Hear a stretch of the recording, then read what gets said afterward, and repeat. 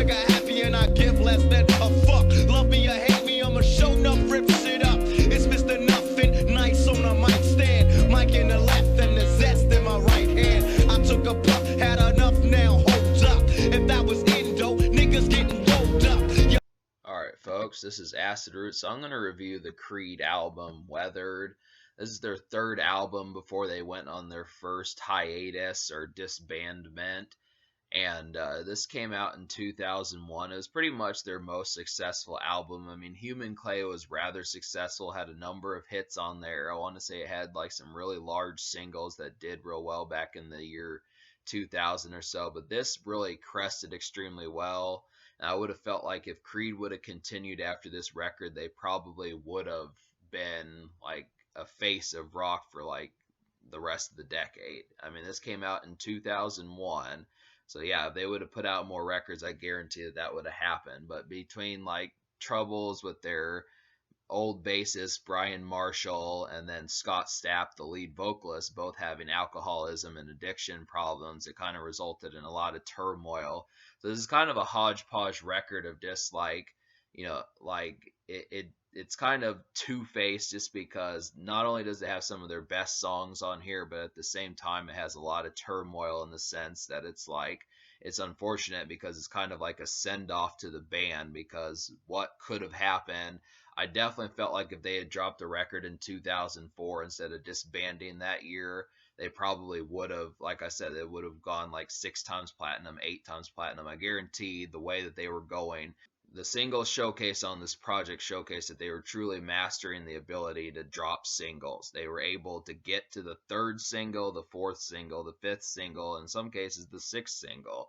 I mean, they had the ability to do it. They would always get a couple singles that charted not just well on the rock charts, but also well on the Billboard 100, which is outstanding for rock songs to do that, because most of the time they just stick to their rock charts, but they were just crossing over in all sorts of bounds. They really would have been a force to have been reckoned with, and it would have been a sight to see. I mean, not to talk about them in past tense, but just, the concept of saying that the stuff that they were wielding this time around was really quite the showcase, and I definitely appreciate that. But unfortunately, like I said, with this sort of apex, I mean, it's not like this is a perfect record. It's not going to get like a 9 or a 10 out of 10 or something like that, but there has to be applause and credit for the singles that they pumped out and the chart success that they got and the sheer acumen that they kind of had in terms of what they became in just 3 records. That's kind of the concept.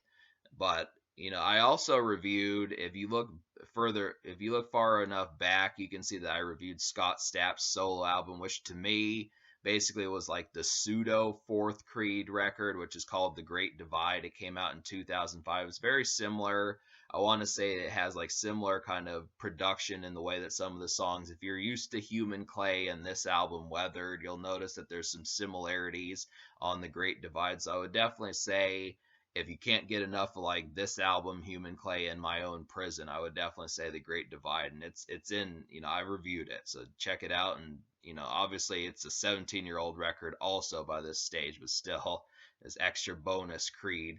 So yeah, I'm gonna go ahead and talk about the singles. Basically, like, yeah, there were 6 of them. My Sacrifice, I mean, really, before I get into that, I'm going to say this is also a very riff-heavy record, so it's not just alternative metal, but it's also some metal thrown in addition to post-grunge, so they do have some heavy songs on here, which is good, just because, alternative metal gets kind of woozy when it's too much of that. I do like the riffs to kind of headbang and that type stuff, too, so they do have some mosh songs, but My Sacrifice is a great single. Basically has a great chorus on there, this real kind of catchy and melodic, and just, it has emotion in it that actually works. I mean, most of the time I don't go for like the heart-wrenching records, but that one's actually solid in a sense that it's a cool way of doing it.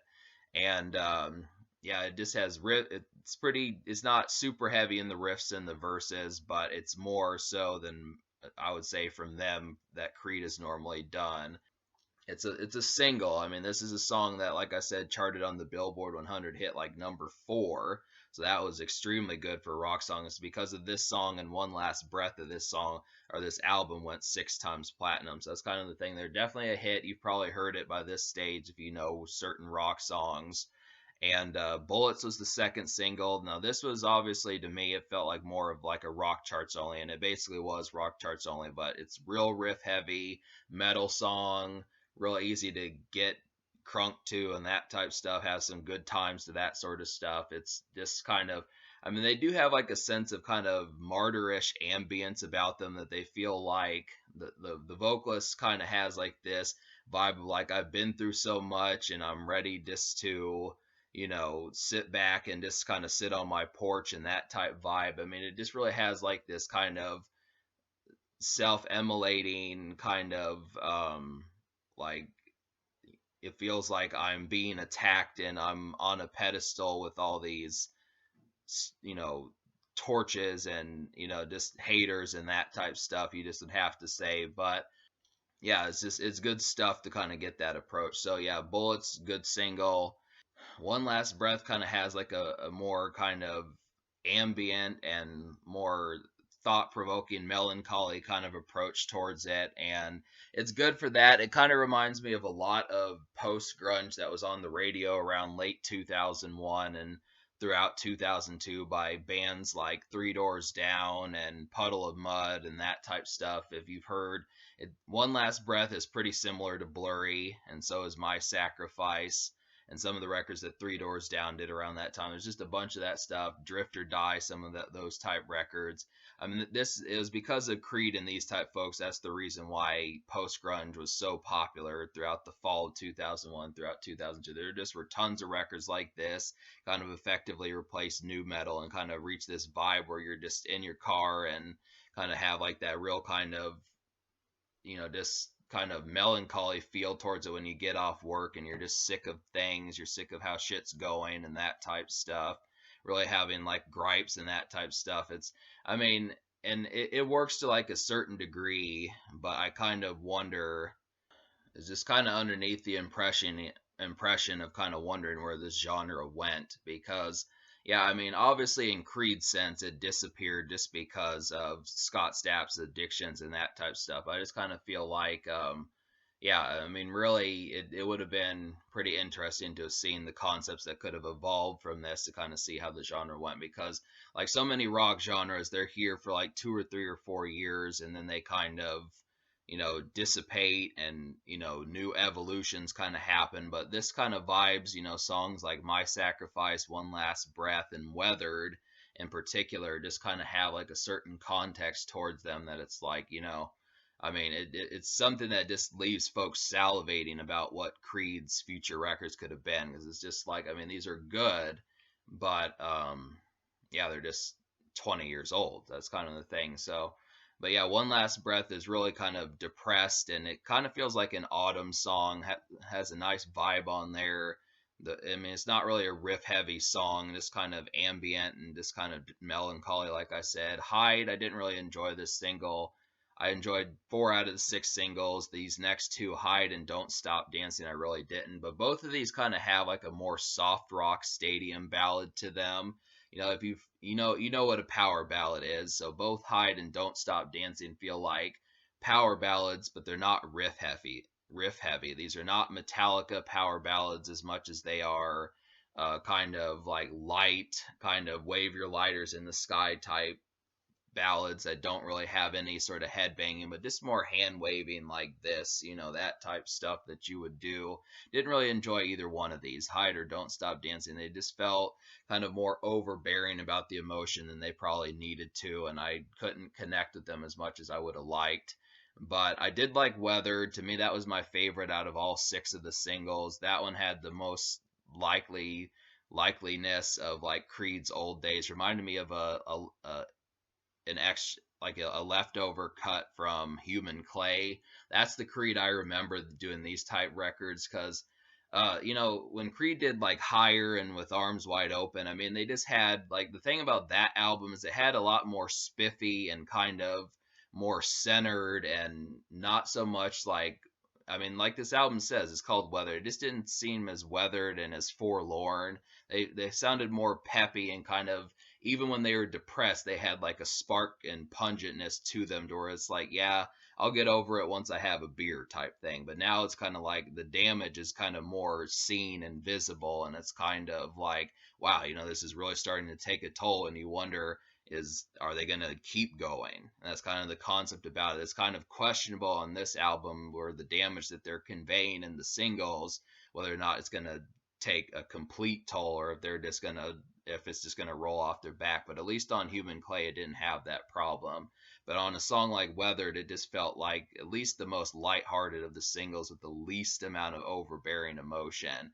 This one and Bullets were probably the ones that did that the most, but there just weren't enough of that. I mean, this is a real kind of emotional heavy record, and I would have to say, like, it's an emotional heavy record, and I would have to say, I mean, it's tolerable up to a certain instance, but just having to deal with that, and especially in a social setting when you're with others, it kind of makes you wonder how much of like the overbearing kind of ambience and just emoting can be handled within certain contexts. I mean, I know this is, it feels like it's like in the religious spectrum of like talking about it, but it really, I mean, it's like I said so many times, it's kind of overbearing. Human Clay didn't feel like that as much. I mean, it just felt like it had more kind of summery vibes and a lot more just like spryness to it.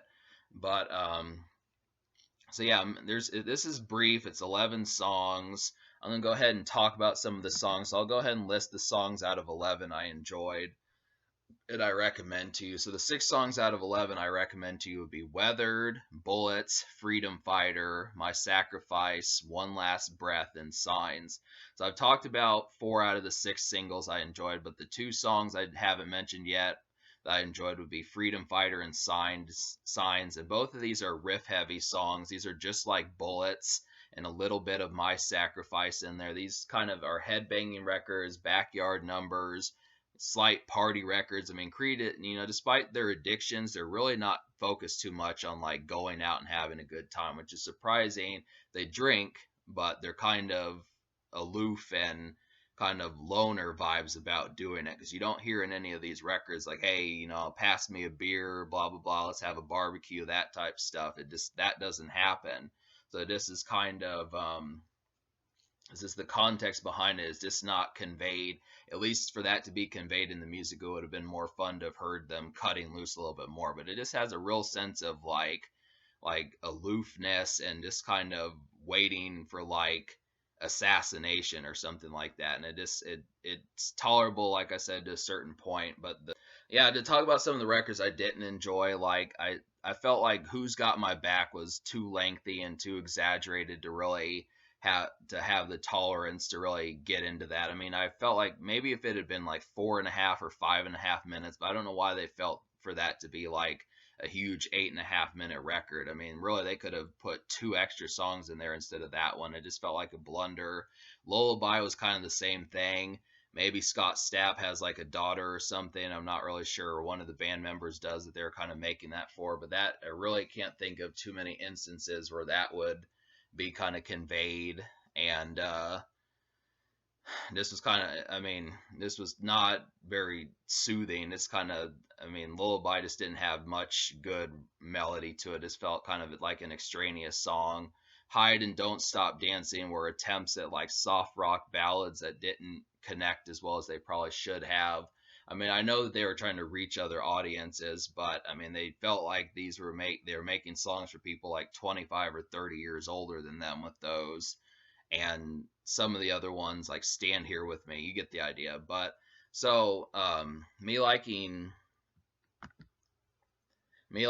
6 out of 11, I'm gonna give this record a 5.5 out of 10. So I'm gonna give this record a 5.5 out of 10. I mean, I felt like I said, the singles were outstanding. They definitely had some good vibes about them, but I don't know why I couldn't have meshed better with this project, consider what they did, because it's like, they're better than ever before. They've got 6 singles off this project. I like 2/3 of them.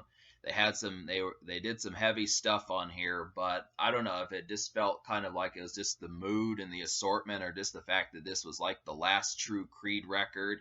I mean, it's difficult to kind of have like that sort of support and just be like, oh yeah, this is bona fide, when it resulted in their undoing. And kind of the stuff that happened with this band was kind of underneath the context that like the stuff that they were conveying, just like, damn, this is really getting annoying. I mean, at least most other records that have that kind of mentality of just being glum and melancholy and that type of stuff, they progress to the next record. But with Creed, it's different. I don't know how many bands I reviewed where they've talked about having these problems and then they just quit altogether.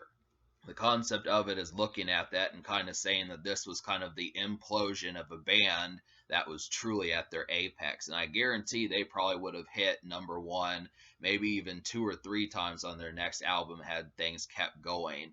And, the resulting thing that happened, the Great Divide, is just like a small taste of what could have happened if Creed had been around in 2004. But it's just, I guess it's just more of kind of like a plausible, like kind of like drat kind of thing, or just like damn kind of thing, just because it's like you pay attention to these records, but just, I mean, it's conveyed just in the context of the band not putting out music, but it's also conveyed in the fact that like the songs that they were doing just had a lot of overbearing emotion and they just didn't feel centered. I mean, that's kind of the topic of it. My Sacrifice, One Last Breath, Stand Here With Me, Don't Stop Dancing. Some of these records, even Lullaby, it just felt like there was like some sort of assassination that was getting ready to happen, or they felt like just the plague of popularity and it being too much for them to bear on their shoulders. And it's like, well, you know, thinking about the countless amount of success that they had had. I know that it's kind of something that you have to experience to really know where they're coming from, but it's just kind of, the type atmosphere from seeing such a thing just kind of makes it where it's like, hell. I almost would have felt like not so much. I felt like maybe they could have used like some sort of coach in there to kind of like, because you would think that they would have gone to the context of being able to get Scott Stapp back in tow and say, hey, all the fun that they could have had traveling the world, the groupies, the women that liked them, the money they made, the places they got to travel to, the memories they had. It just felt kind of mismatched that wasn't conveyed properly. It was just, it's difficult to kind of designate giving this album like a 5.5 out of 10, but that's the context behind it. It's more just about like their personal struggles and then the result of what the lyrics kind of conveyed, because it's just not, it's able to listen to, but the overbearing emotion kind of makes it difficult, because it's like, wow, it feels like you haven't seen these people in like 25 years and you haven't seen them since Tuesday. And that's kind of the context. It just feels like the emotion is kind of out of sorts in a lot of ways. So that's just something to have to deal with. But yeah, so I give this album 5.5 out of 10. Social score, I'll give an 8, just because it did have 6 singles, and you're bound to find something that you like. It had the popular hits. It's a vastly popular album. I definitely appreciate it. The riffs were great. It's a headbanging and mosh pit project in some instances, but it's just that it just depends upon. It's just really, like I said, overbearing. So, like the future, Creed is not coming back. Scott Stapp has joined a band in the past, and Mark Tremonti has Alter Bridge. Yeah, I would have to say like they kind of flirt with the idea every now and then of bringing Creed back, but there still are a number of Creed projects I can review, and I will get to those. But for the most part, there's at least Full Circle and then the Rarities album, so I'm going to get to those, and that's virtually it. But yeah, so this is a stellar record, but it's just plagued with its demons.